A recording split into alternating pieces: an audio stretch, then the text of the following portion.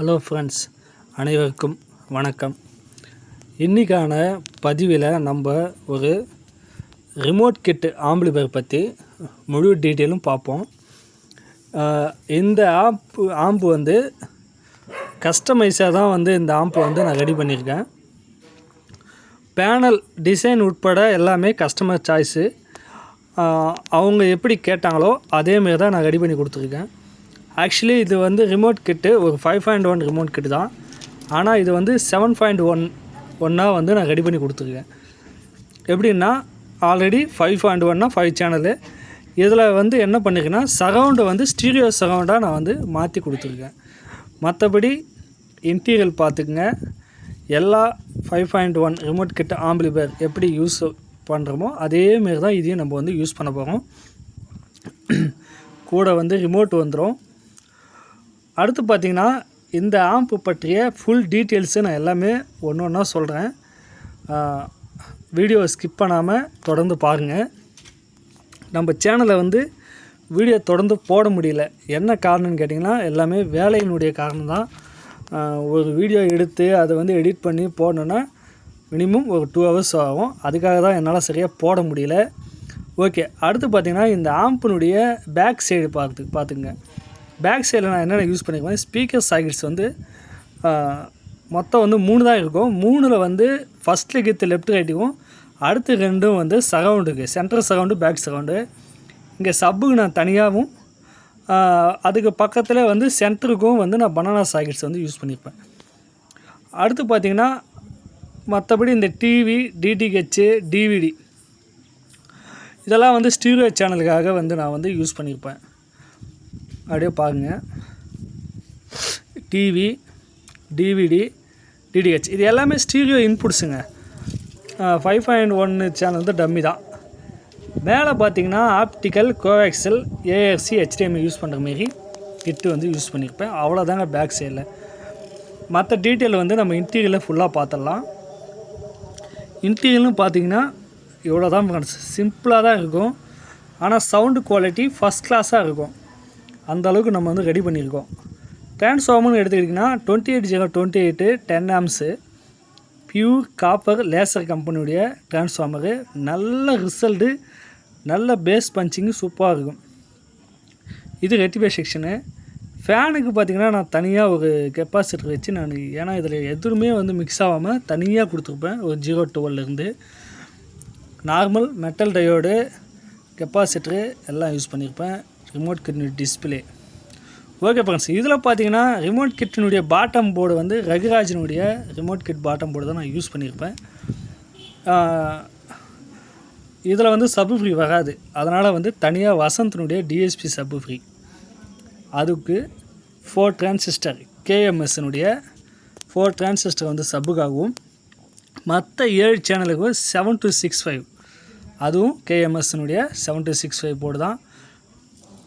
First கிளாஸாக இருக்குங்க இந்த போர்டு. ஓகேங்களா. அடுத்து பார்த்திங்கன்னா நான் எதுக்கு இப்படி திருப்பி வச்சுருக்கேன்னா ஃபேன் ஓரளவுக்கு கூலிங்காக இருக்கிறதுக்காக நான் அந்தமாதிரி ரெடி பண்ணி வச்சுருக்கேன். 2 ஃபேன் யூஸ் பண்ணியிருப்பேன். அடுத்து பார்த்திங்கன்னா ஃப்ரெண்ட்ஸ் இந்த 4 டிரான்சிஸ்டரு இது 12 inch ஜேபியில் வரைக்குமே ட்ரை பண்ணலாம். இந்த சப்பு ஃப்ரீக்கு இது கரெக்டான மேட்சிங்க. நல்ல பஞ்சு. நான் அதாவது ஜேபிஎல் தான் லோட் பண்ணியிருக்கோம். ஃபஸ்ட் கிளாஸாக இருந்தது. இதுக்கு மட்டும் தனியாக ஒரு ஸ்பீக்கர் ப்ரொடெக்ஷன், அல்ட்ரா டிஜிட்டலினுடைய ஒரு ஸ்பீக்கர் ப்ரொடெக்ஷன் நான் யூஸ் பண்ணியிருப்பேன். 7265 பொறுத்த வரைக்கும் ஸ்பீக்கர் ப்ரொடெக்ஷன் தேவையில்லை. அதனால் நான் அது யூஸ் பண்ணலை. அடுத்து பார்த்திங்கன்னா கிட்டு 5.1 டீகோடர். இது என்னென்னா இதனுடைய இன்புட் வோல்டேஜ் 12 volt இன்புட் கொடுக்கணும். 5 சேனல் அவுட்புட் எடுத்துக்கலாம். டால்பி, டிடிஎஸ்ஸு எல்லாமே சப்போர்ட் பண்ணும். ஆப்டிக்கல், கோஆக்சில் எல்லாமே இருக்குது. இந்த கிட்டு இம்ரானிக்ஸுங்க. இம்ரானிக்ஸ் கிட்டு நல்ல வேறு லெவலில் இருக்குது. நீங்கள் யூஸ் பண்ணுங்கள். இதுக்கு ஒரு 12 volt அடாப்டர் போட்டு தான் நான் லைன் கொடுத்துருக்கேன். ஏன்னா பக் கன்வெர்ட்டர் போடும்போது அம்மிங்க வருதுங்க. அதனால் நான் அதுமாரி யூஸ் பண்ணியிருக்கேன். நீங்கள் யூஸ் பண்ணுற மாதிரினாலும் அதுமாதிரி யூஸ் பண்ணிங்க. மற்றபடி இந்த கிட்டு நல்லா இருக்குது. அதுவும் மெயினாக ஆப்டிக்கலில் கொடுக்கும்போது ரிசல்ட்டு அட்டகாசமாக இருக்குது. இதனுடைய டீட்டெயில்ஸு கனெக்ஷன் டீட்டெயில்ஸ் எல்லாம் நான் வந்து இந்த கிட்டு என்கிட்ட ஒன்று தான் இருந்தது. வேறு கிட்டு நான் வாங்கினேன்னா அது ஒரு தனியாக உங்களுக்கு ஒரு வீடியோ எக்ஸ்பிளைன் பண்ணுறேன். அடுத்து பார்த்திங்கன்னா இந்த ரிமோட் கிட்டுக்காக நான் ஒரு 12 வோல்ட் மேக்ஸினுடைய பக்கனட்டு தான் யூஸ் பண்ணி லைன் கொடுத்துருப்பேன். இங்கே வெளியில் பார்த்திங்கன்னா சப்பு பேஸு இது வந்து நான் சப்புனுடைய வேல்யூமாக இல்லாமல் சப்புனுடைய ஃப்ரீக்குவென்சி லெவலாக வந்து நான் கொடுத்துருப்பேன். ஏன்னா நீங்கள் பழைய சாங்கு கேட்கும்போது இல்லை புது சாங் கேட்கும்போது இல்லை படம் பார்க்கும்போது உங்களுக்கு பேஸ் லெவல் எப்படி வேணுன்றத நீங்கள் வெளியே இங்கே வந்து அட்ஜஸ்ட் பண்ணி வச்சுக்கலாம். மற்றபடி அவ்வளோதாங்க. ரிசல்ட் வைஸு நல்லா கிளியரான அவுட்புட் எடுத்து கொடுத்துருக்கோம்.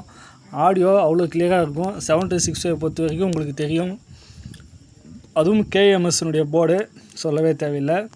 இதுக்கு மேட்சிங் வந்து 7 சேனலுக்கு வந்து 4 இன்ச்சு பெட்டரான ஒரு ஸ்பீக்கர்னு சொன்னிங்கன்னா 6 இன்ச்சு ஸ்பீக்கரு.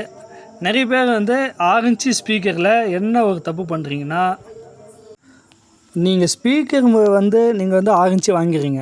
ஆனால் மேக்னெட் சைஸ் வந்து 8 இன்ச்சு மேக்னெட்டோ 10 இன்ச்சு மேக்னெட்டோ வந்து வாங்கிறீங்க. அந்தமாரி ஸ்பீக்கரை நீங்கள் வாங்கக்கூடாது. 6 இன்ச்சுனா சின்ன மேக்னெட் வரக்கூடிய நார்மல் மேக்னெட் வரக்கூடிய ஃபுல் ரேஞ்ச் ஸ்பீக்கர் போட்டிங்கன்னா இன்னும் பெட்டராக இருக்கும். அந்தமாரி ஸ்பீக்கர் யூஸ் பண்ணுங்கள். சப்பு வந்து 12 இன்ச்சு வரைக்கும் லோட் பண்ணலாம். ஓகே ஃப்ரெண்ட்ஸ், மற்றபடி வேறு என்ன டவுட்டுன்னா எனக்கு வந்து கமெண்ட் பண்ணுங்கள், இல்லை வாட்ஸ்அப்புக்கு வாங்க. இதனுடைய ரேட் டீட்டெயில்ஸ் வேணுனாலும் வாட்ஸ்அப்பில் கேளுங்க. வீடியோ பிடிச்சிருந்தா ஒரு லைக் பண்ணிவிடுங்க. நம்ம சேனலை சப்ஸ்கிரைப் பண்ணி வச்சுங்க. அடுத்து ஒரு நல்ல வீடியோவில் சந்திக்கலாம். இதனுடைய ஆடியோ டெஸ்ட் வந்து நான் இதில் போடலை, இருந்தாலும் லாஸ்ட்டில் ஒரு சின்ன ஸ்கிளிப் மட்டும் பாருங்கள். Okay friends, thank you. கண்ணுக்குள்ள கண்ண வெடிக்க நெஞ்சுக்குள்ள நின்னு பெருக்க யாருக்குள்ள யாரு இருக்கா தெரிஞ்சவங்க யாரும் இல்லை.